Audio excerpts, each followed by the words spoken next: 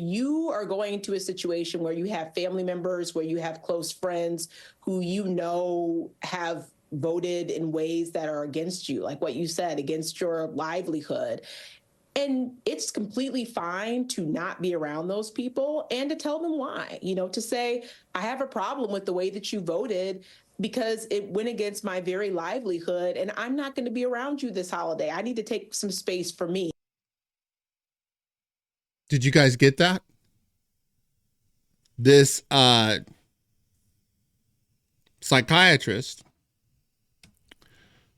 tells liberals to cut ties with family members that voted for Trump.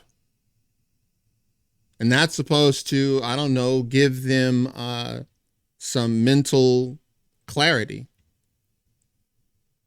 In other words, you didn't get your way.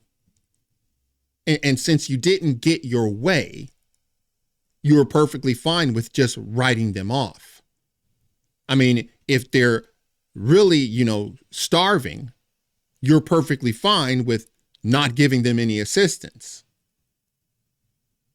If their power goes out, you're perfectly fine with not giving them resources.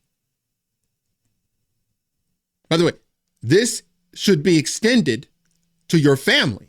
That's what she's saying. That if you have a family member that voted for this villain, you got to tell them, I won't be seeing you this Christmas. I need some time alone. Really? I mean, now, this is only for those of you who hold yourselves out as Christians. This is not for everybody. Only those who claim they're Christians. You are not allowed to do that. You are admonished to not do that. Don't worry, because I'm going to give you scripture and verse. First of all, I do want to put the little caveat here. The woman that was being amplified on this network, she isn't actually a practicing physician. She's still in her training, which means that she's never actually, seen patients without being under the supervision of an actual practicing physician. That's why Joy had her on. That's why that joyless demon put her on. Trust me, they're running in the same circles. I got to get you on my show because you know about mental health and you got to tell these people you need to cut ties with your family. Good God. But ignorance and lack of experience certainly are not an excuse and can cause harm. When the Biden-appointed Surgeon General in the last couple of years has declared a loneliness epidemic. Loneliness is rampant across our country. It was fueled by COVID, by our digital technology. And loneliness is not only associated with depression, anxiety, suicide, it also is related to physical ailments such as cognitive decline, dementia, heart disease, diabetes, and other things. So this is bad advice, especially heading into the holidays where a lot of people do already have some issues with some of their mental health. So please, please don't listen to this woman. Get outside, get some vitamin D, call your family, call your friends. You'll never believe it, but there are things you can talk about outside of the election if you disagree. You don't have to agree on anything. Talk about, I don't even care what you talk about. Talk about something else, but do not isolate yourself. Do not isolate yourself. Don't do it. Now, what they'll probably do is they'll go and find someone else to commiserate with. That's what sad people do. They want to commiserate. They want someone that will feed into their victimization. Oh, that's what they do. They need it. Hold on a second. And for those of you thinking that I don't have anything against it, yeah, I do. Look at this. This is from Matthew 5:46-48. For if you love those who love you, what reward have you? Do not even the tax collectors do the same? If you greet your brethren only, what do you do more than others? Do not even the tax collectors do so? Therefore, you shall be perfect. The word perfect really doesn't mean perfect the way we think perfect. Think of more like mature.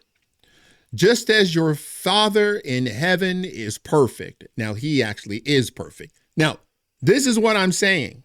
If you greet your brethren only those with whom you agree. Those are the only people you will sit with, that you will say hello to. That's the only people. The tax collectors were the scourge of society. You're no better. Once again, my caveat, if you hold yourself out as a Christian, you can't take that advice. By the way, if you are taking the advice, what in the world are you doing listening to Joy Reid? What are you thinking? Unless, I don't know, it's like you're like me, and so you kind of like, you're pointing out the bad, which is perfectly fine. But if you're taking advice from that woman because she's a psychiatrist, which she's not, she's an understudy, allow me to disabuse you of thinking that that's okay. It isn't. That is not okay. And what it really means, you haven't yet reached adulthood.